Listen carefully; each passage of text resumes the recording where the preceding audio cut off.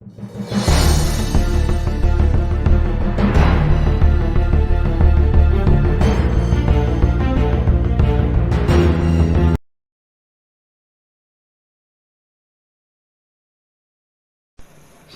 police officially launching a criminal probe into the Astroworld chaos that left 8 people dead and hospitalized dozens more. Police also confirming reports that some of the victims may have been injected with drugs by a needle, with a security guard among those possibly pricked. Of a security officer, he was reaching over to restrain or grab a citizen, and he felt a prick in his neck. And the medical staff did notice a prick that was similar to a prick that you would get if somebody's trying to inject. Rapper Travis Scott says he's devastated about what happened while he was performing. I'm honestly just devastated, and I could never imagine anything like this just happening. We've been working closely with everyone to just try to get to the bottom of this. It's worth noting this isn't the first time the Grammy-nominated rapper has been in trouble with the law. On 2 separate occasions in 2015 and 2018, Scott pleaded guilty to misdemeanor charges of reckless conduct after telling fans to jump barricades, rush the stage, and bypass security during concerts in both Chicago and Arkansas. Abby, I want to come to you first and get back to what originated as a rumor, but the idea that people were feeling syringe jabs coming out of nowhere. I can't imagine.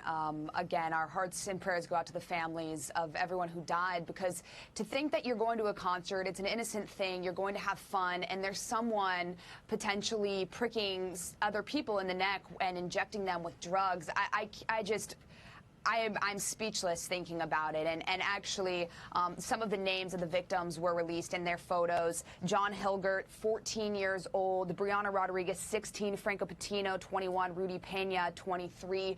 And then when you hear about Travis Scott and the fact that he's encouraged this type of behavior before, and he's actually been sued and arrested for it and hasn't learned his lesson, I hope that other artists are seeing this and they're encouraged to not, encourage this type of behavior, for lack of a better word, at their concerts as well. And Charlie, we are just learning that the first lawsuit in this case has now been filed on behalf of one of the victims. It seeks $1 million. It is against Travis Scott, Live Nation, which is the organizer, and Drake, the performer who at one point was also on stage with Travis Scott. I think this is just going to be the beginning. Yeah. When we talked about this last night, all we could really say is, my goodness, how terrible, how tragic, our hearts went out to the families. But as new information comes out, you start to wonder what the hell is going on in this place. And you always want to try to find some sort of reason, some sort of explanation for why something happened, especially if it's senseless. People, it's human nature to sort of grasp for explanations. Well, and it's something like this. You often don't find explanations. But if in fact this guy, Travis Scott, who has a record of trying to encourage his fans to rush the stage, if in fact, and all the videotape will be gone through, all of the footage of people, Instagramming and doing stuff from off of their phones, is all going to be looked through. If in fact he did that again, he should be locked up, and he should be sued for millions of dollars. He should be sued out of existence if he did this. This concept that there aren't consequences for the things you do and the things you say, especially in a crowded, boisterous environment like this. It really is, it's shocking beyond words.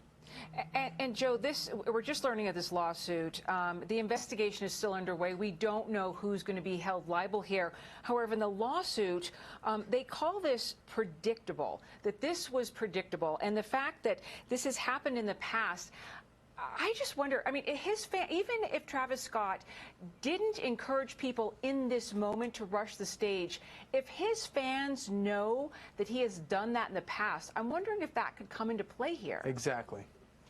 It's a great question. And look, you look at precedent in these situations, Alicia, right? And you look at a guy named Paul Wertheimer, and he led an investigation of a 1979 concert crush that killed 11 people. I believe it was in Cincinnati. And he says that Houston authorities here did not do enough to keep the crowds safe. Let me quote him, quote, "The crowd in Houston never should have gotten that big and dense. It was a preventable tragedy that happened because safety precautions were ignored and because there are millions of dollars here to be made," unquote. That about wraps it up. Yeah.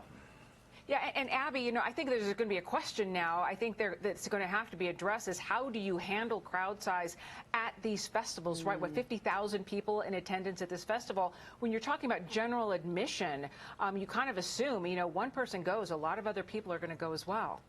Yeah, I mean, I think that's exactly it. I don't really know if you can control a crowd of that size. So I think it would have to come from the organizers of not selling as many tickets. Of course, they will lose money, but that money is worth it to, you know, spare someone's life.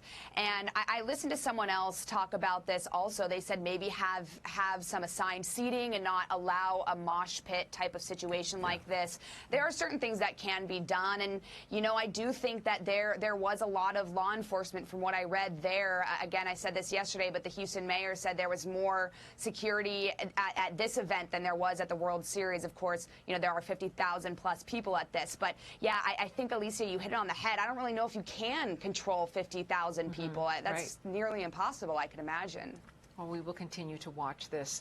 Hey, Sean Hannity here. Hey, click here to subscribe to Fox News YouTube page. After a stampede left 8 people dead at Travis Scott's Astroworld Festival, the world was shocked. But it's not the first time tragedy has surrounded the rapper's events.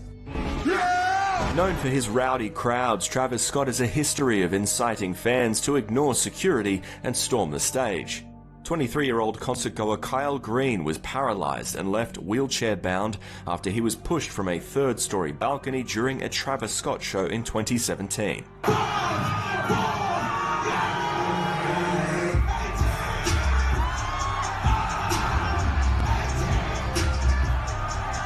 He sued the rapper, citing negligence, carelessness, and recklessness. Weeks before, Travis Scott was arrested after being accused of allegedly inciting a riot during a show in Arkansas, where he encouraged people to ignore security protocols and join him on stage.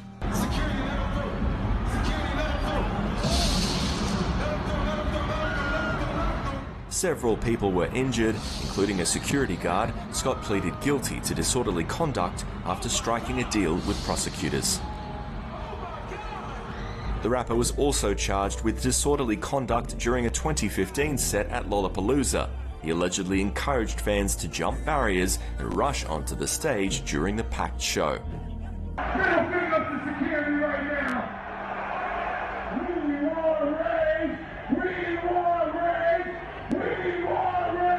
Scott pleaded guilty to the charges and was sentenced to 1 year of probation.